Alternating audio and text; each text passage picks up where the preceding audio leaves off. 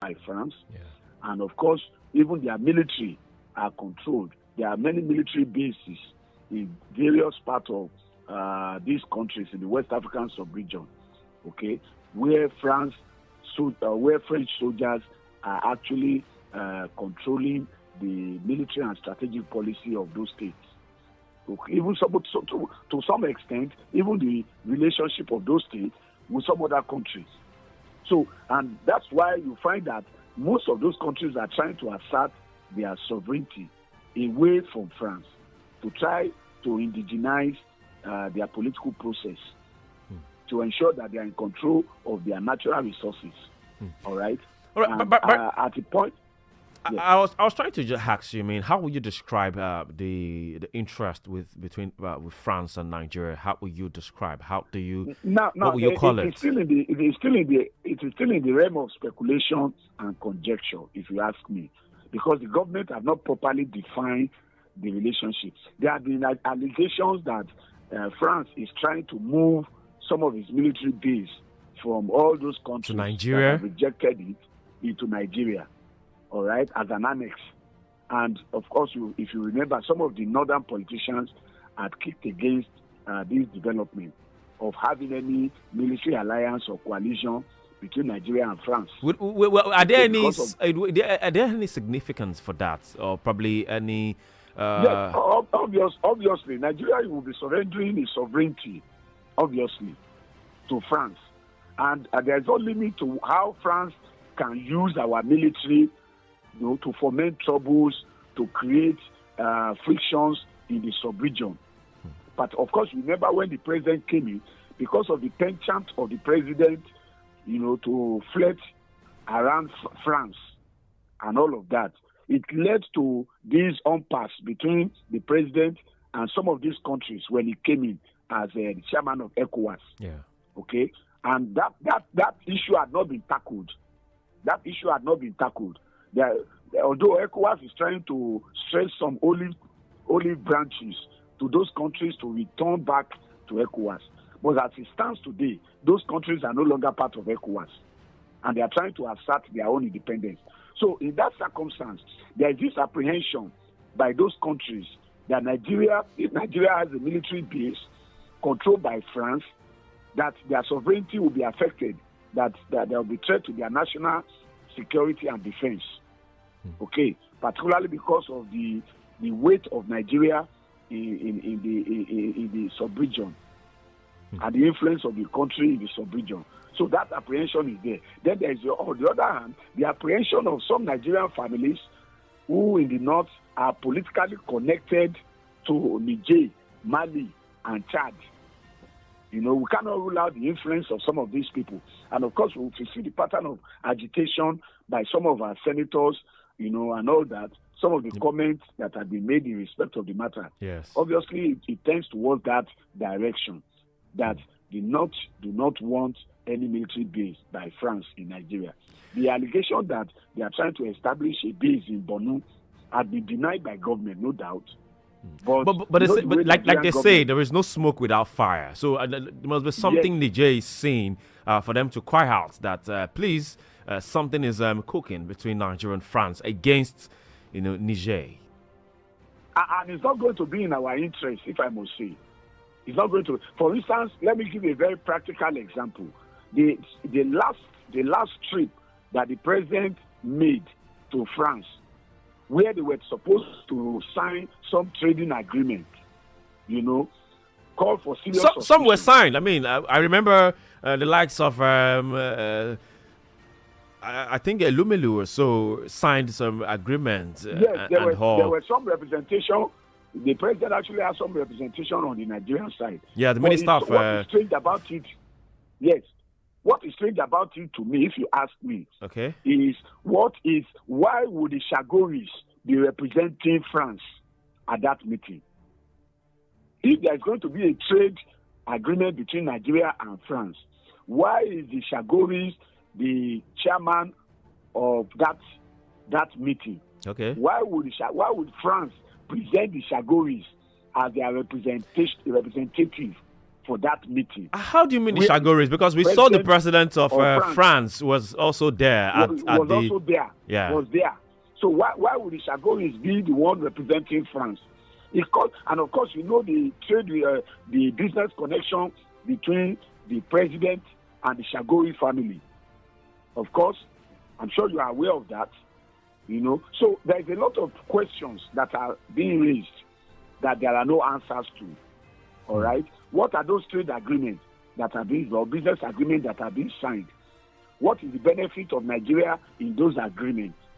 Is it a private thing of the president and his private business interests, or is it for Nigeria? To what extent is it for Nigeria? Of course, remember that the Chagoris are the one handling the Lagos-Calabar road. Coastal highway.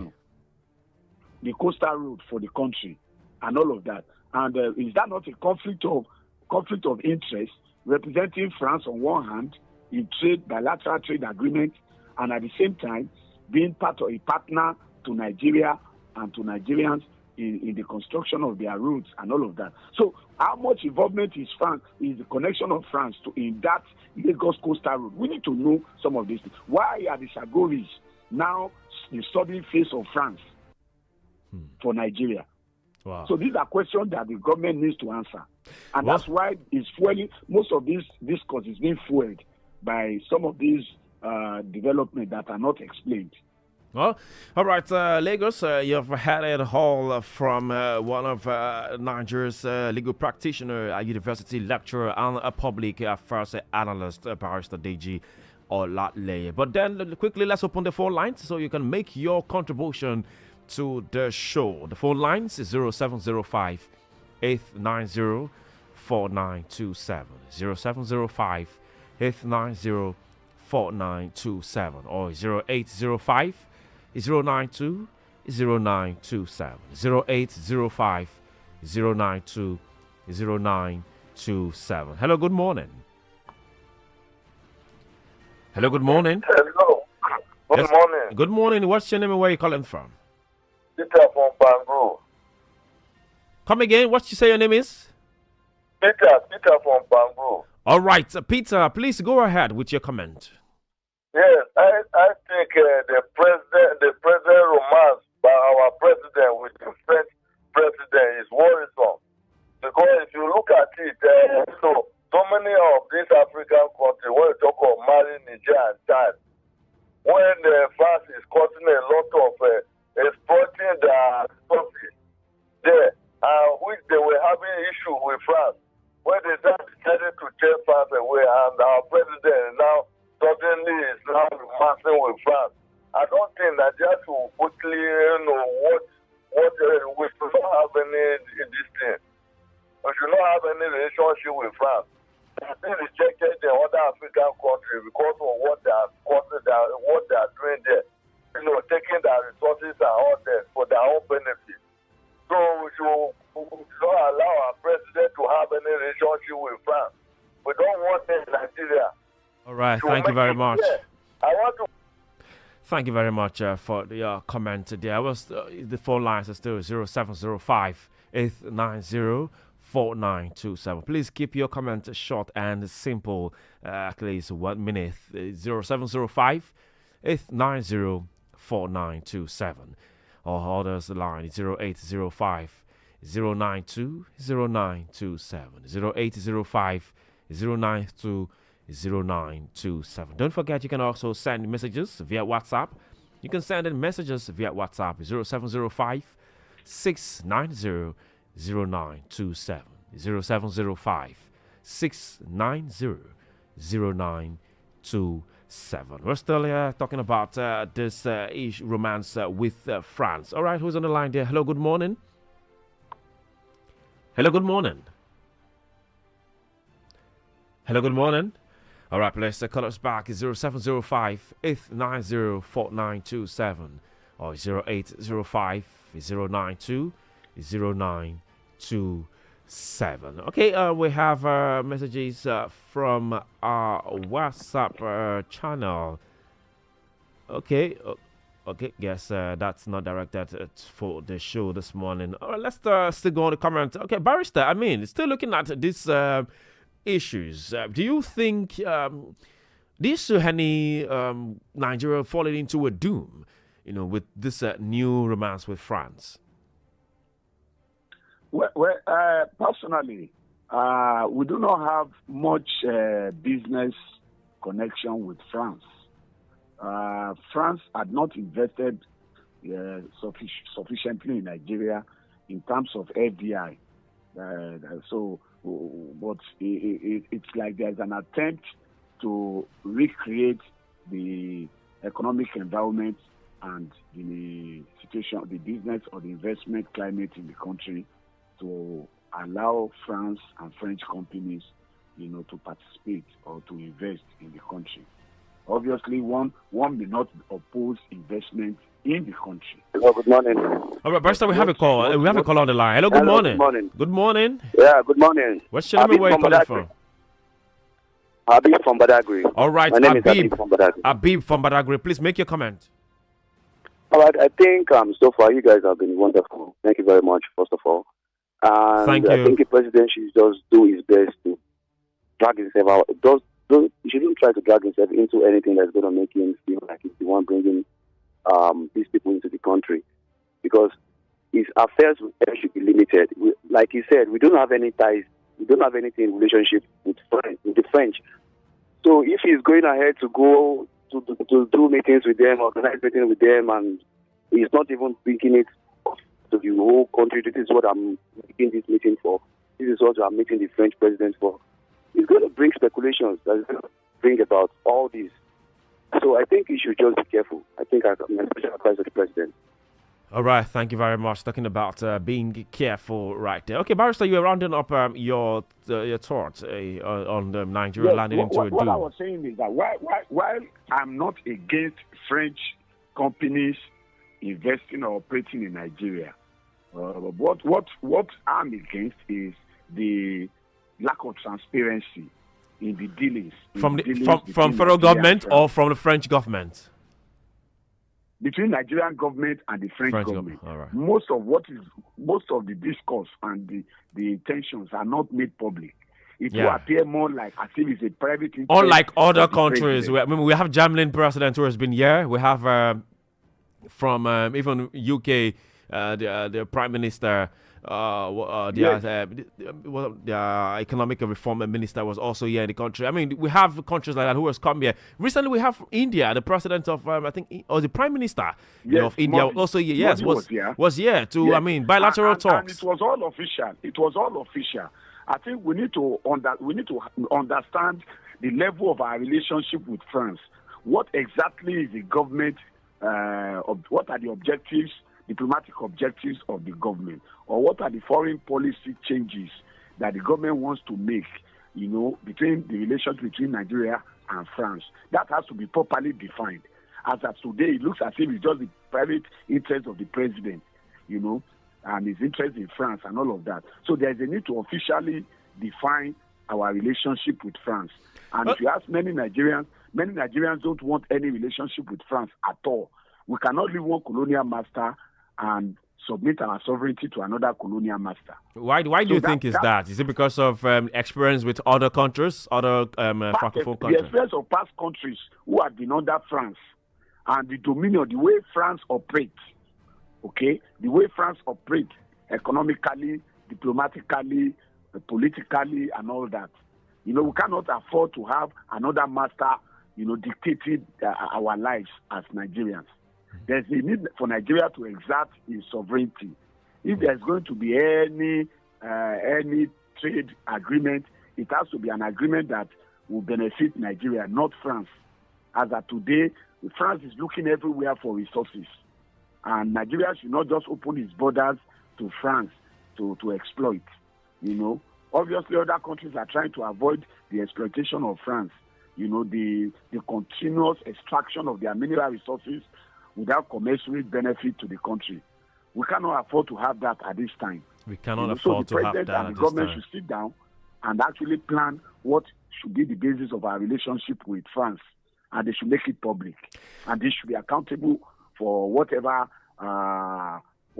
is the agreement that has gone between Nigeria and France. Thank you very much for that, Barrister. Quickly, what's your advice? In all of this you've said. I mean, you've talked about transparency. You've talked about making sure that a whole lot of things are being open. I mean, there should be business for all of this. But I mean, moving forward, before we move to next conversations about stampedes in the country, a lot of issues have been happening. But then, I mean, last administration, there were no keen interest like this between Nigeria and France. But this administration, there's this keen interest, between Nigeria and France. The previous administration, it was just minute, but this is more. So your final advice to this present administration, who's led by President Bola Ahmed Tinubu? Well, let me say this. It will appear as if the president have special interest in France. Going by some of the several visits that the president had engaged the government in over since they came in, okay, and trying to seek for French assistance. But much of what is being done is not known to the Nigerian people. The Senate, the National Assembly have to be put in picture of exactly what the president is driving at. Okay, what are the objectives for Nigeria? In what areas is Nigeria going to engage France for any technical assistance or for any investment or whatever it is that Nigeria is thinking of getting from France? And also there has to be boundaries, there has to be thresholds and limitations, because France is very domineering. France is very exploitative. Okay, so we cannot afford to open up our borders to exploitation by France at this time. All right. So all of these have to be properly defined. What are the diplomatic objectives? What do we intend to benefit from France as a nation? And then also we should take cognizance of the posture, our diplomatic posture vis-a-vis our other francophone countries who are no longer interested in France hegemony. How would we look before them? I will not look like traitors, to those countries at the time when they are doing away with the control of France, and we are now trying to engage France, into our own economy and all of that. So it's obviously a very complex issue. The government should not just throw itself into it, without minding the implications.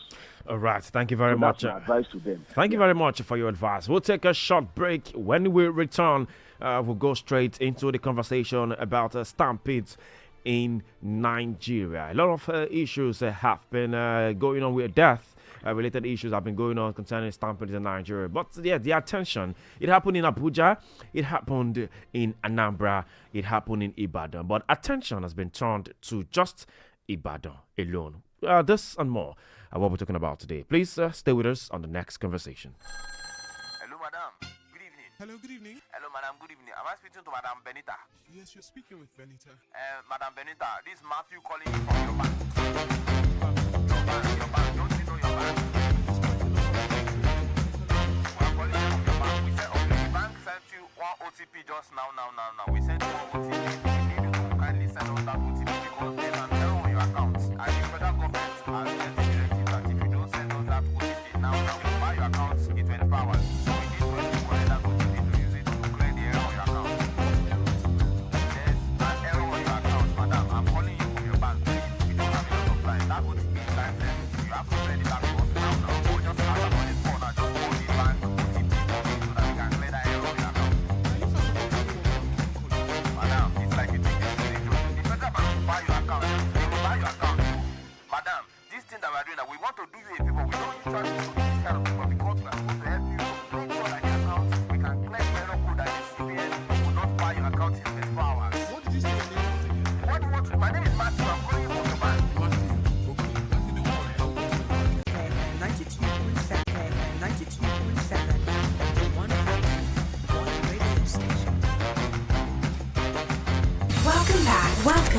Welcome back. 92.7 Super FM.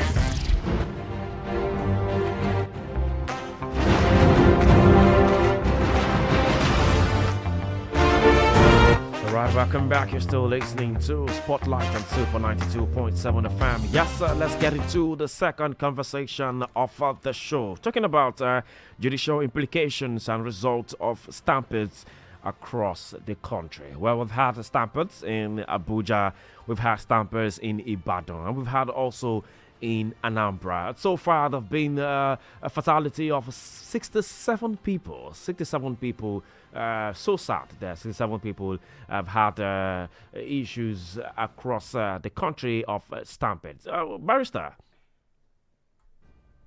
are you there? Hello. Yeah. All right, hello. I mean, at least 67 children were killed in the country because of issues of stampedes.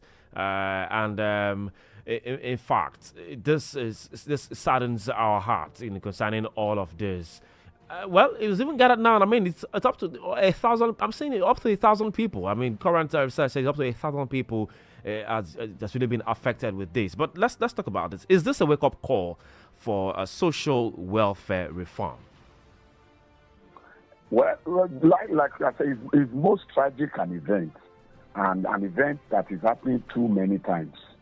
And it's an indication of the socio-economic condition of the Nigerian people, particularly since this government came in. The policies of government, of the federal government, is what has resulted in this carnage, this terrible situation that we have on our hands, where we have to be losing our people, to food stampede and all of that. It's really unfortunate.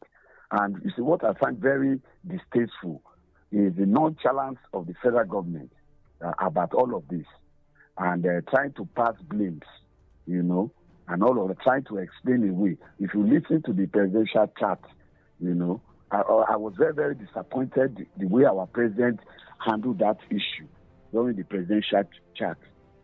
Giving the impression that people should not give. They should not attempt to give to the Nigerian people if they don't have enough to give. It's not a question of having enough to give. It's a responsibility, and the president even telling us that for many years, over 35 years, he has been distributing things to Nigerians. To me, I think it is very, very shameful, that such statement is being made at this time. If you ask me, the president ought not to have made those statements. And in any case, who are those who goes to the president's house to collect lajis? Who are those people who, over the years? How come we have not been aware of some of those things?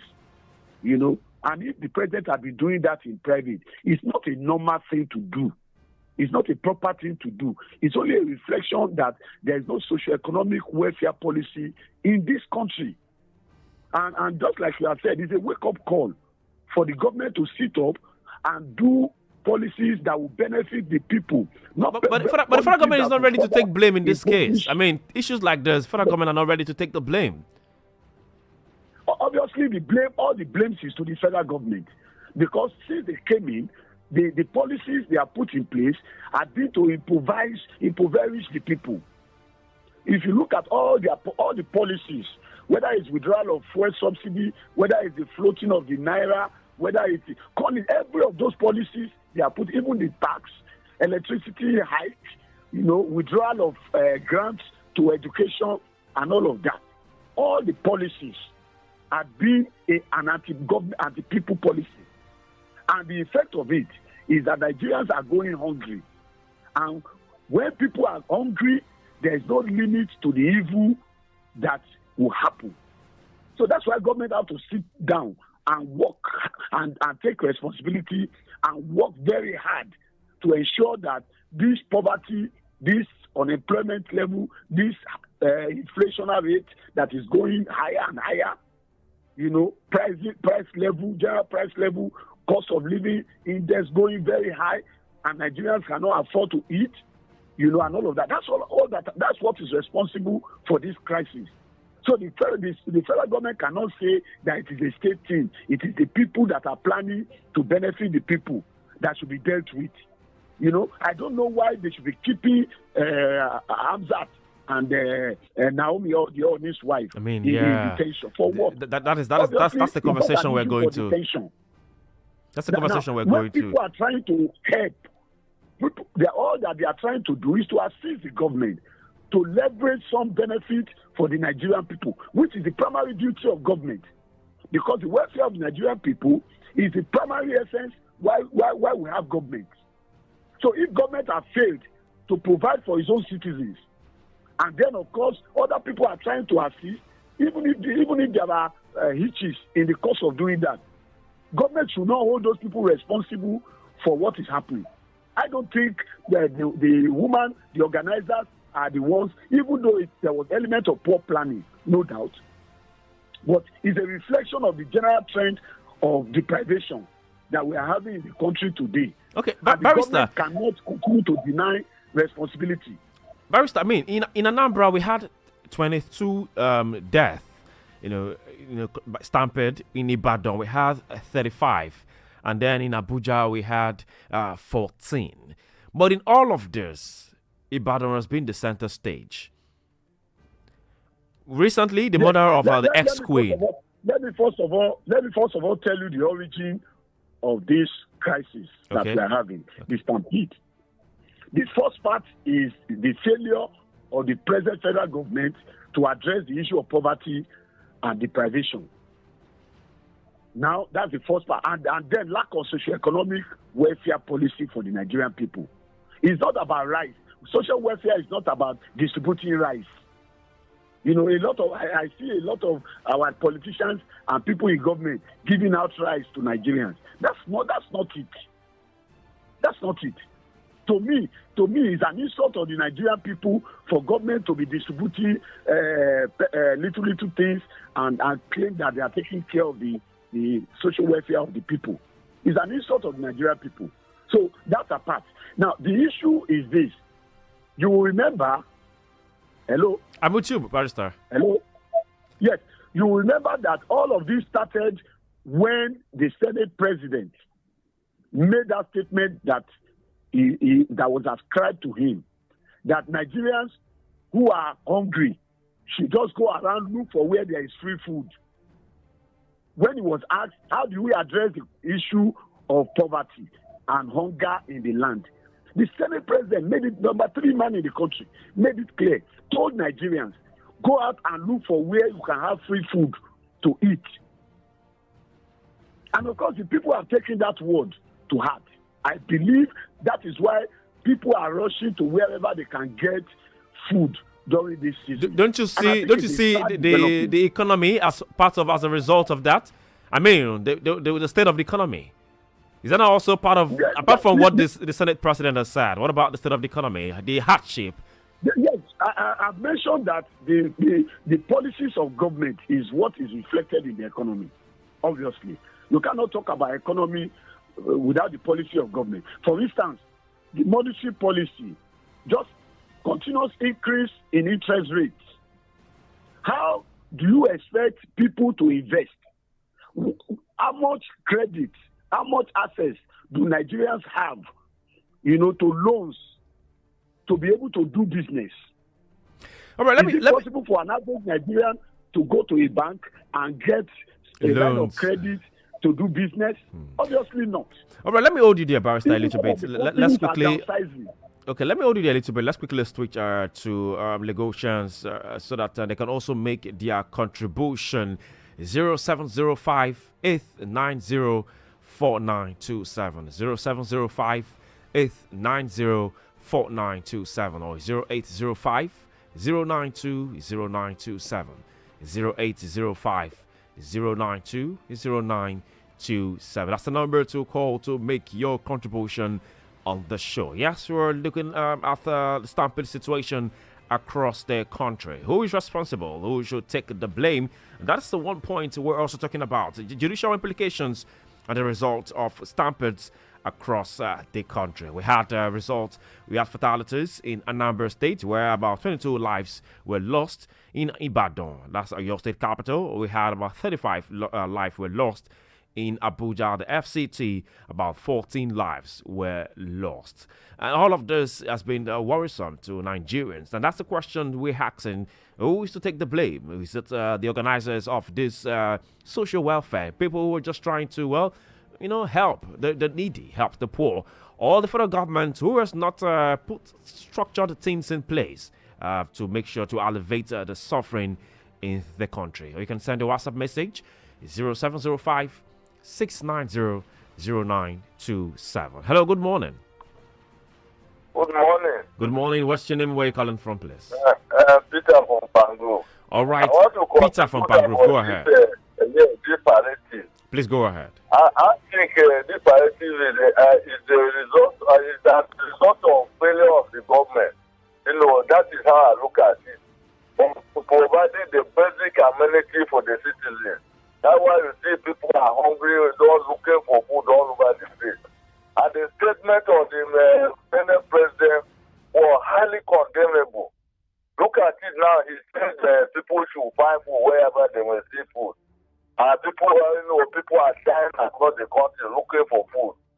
So I think the government should be held responsible, not the people that were trying to help the citizens, but providing a little this thing for them.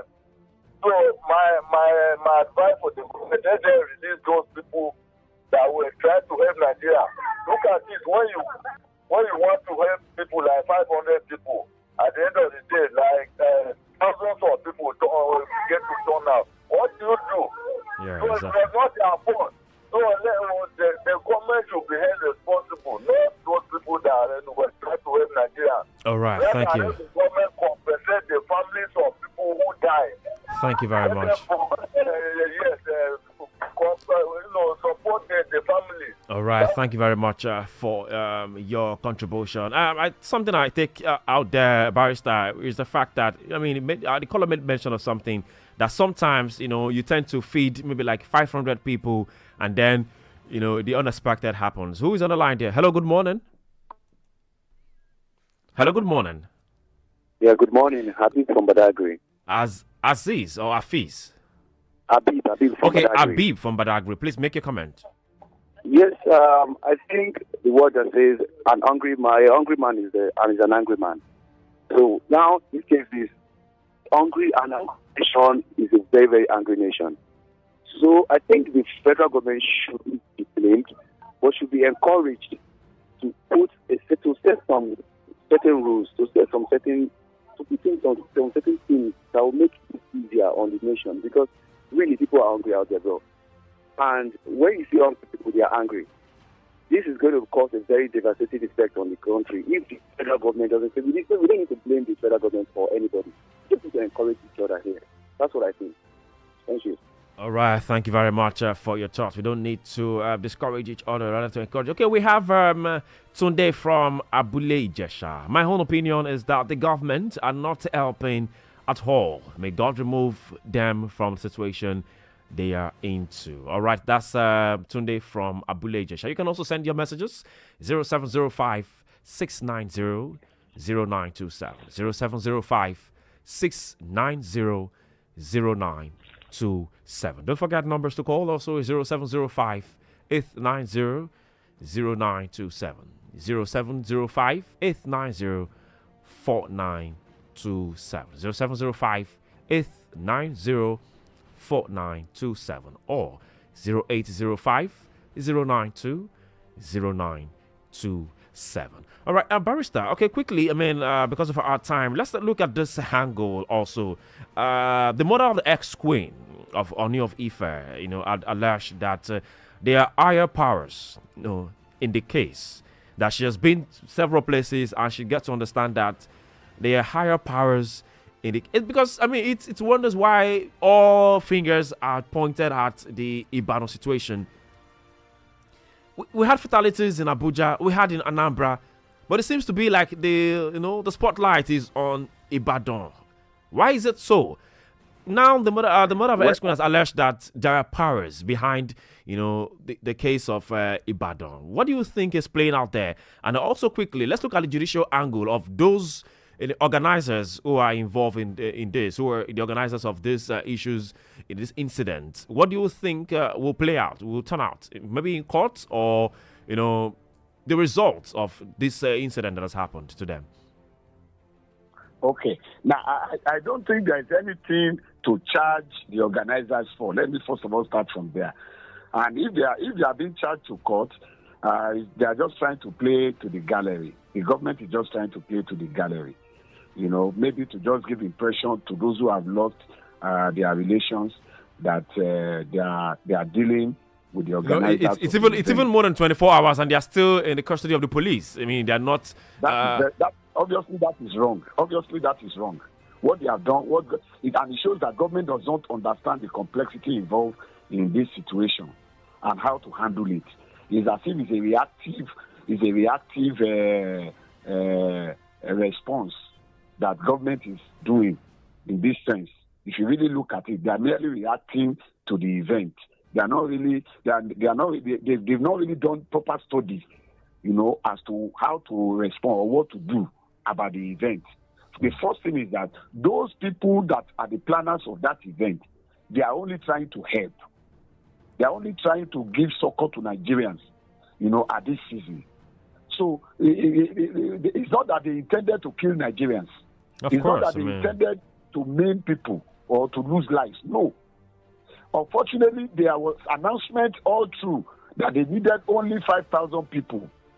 And they made it so clear on the radio, that they will only take 5,000 people.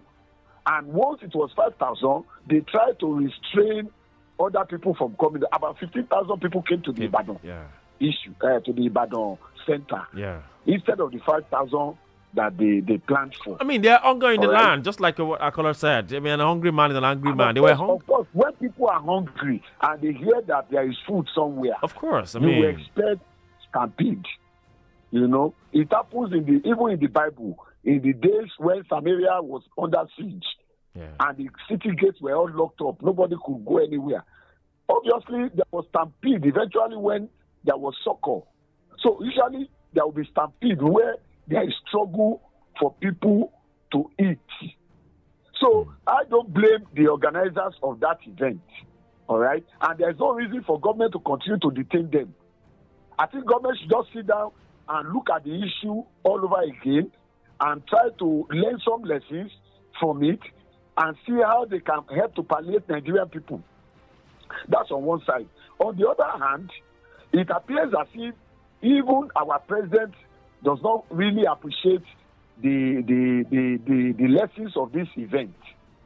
And to my mind, the comment that the president made at the media chat that those who want to help should have enough. If you don't have enough, don't help. It's a wrong signal to Nigerians. It shows insensitivity of the president. It shows that the president does not even understand, the attempt of Nigerians to assist one another.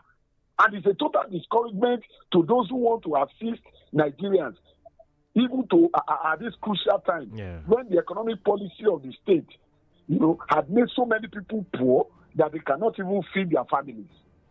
And those who are trying to help, you are not trying to discourage them from helping if they don't have enough. Who have enough in Nigeria? Do they think that those people who organize that event, does the president think that they have enough? That's why they are doing it. So I think it's just maybe they're trying to politicize the whole thing. Do you agree? No, I think it's a misplaced statement. And the president needs to apologize to Nigerians for that statement. It's unfortunate. It's unfortunate, if you ask me. The president made a big mistake in putting that event in that mold, in that narrative. Okay? That if you don't have enough, don't help. That kind of impression. The impression is that Nigerians should keep to themselves and not assist one another. If they don't have, it's not that these people have enough. Okay? And it can be a total discouragement to those who want to assist the poor in this country. All right, Barrister, we have to go now. Those who have enough in Nigeria, do they really help? How much help do they give to Nigerians? Those who are stealing Nigeria's money, how much help do they give to Nigerians? So sad, so sad, so sad. All of this, may their gentle soul rest in perfect peace. I don't think they should isolate the Ibadan issue. Also, it's a national thing. Yeah, it's a national thing, and it's reflective all over, whether in the north, in the south. It's only those ones that are the ones reported. Nigerians are looking everywhere for food. All right, thank you very much, Barrister. Thank you very much for your time on the show. It's been a wonderful time talking to you, Barrister. It's always a pleasure to be with you. Thank you for the opportunity. All right, once again, compliment of the season. Compliment to you. Ladies and gentlemen, Lagos, Have this a is wonderful year. You too, Barrister. This is where we draw the curtain on the show on Spotlight on Super 92.7 FM. Still coming away again. My name is Michael Inyang. Have a beautiful day. 92.7 Super FM. Every person in my life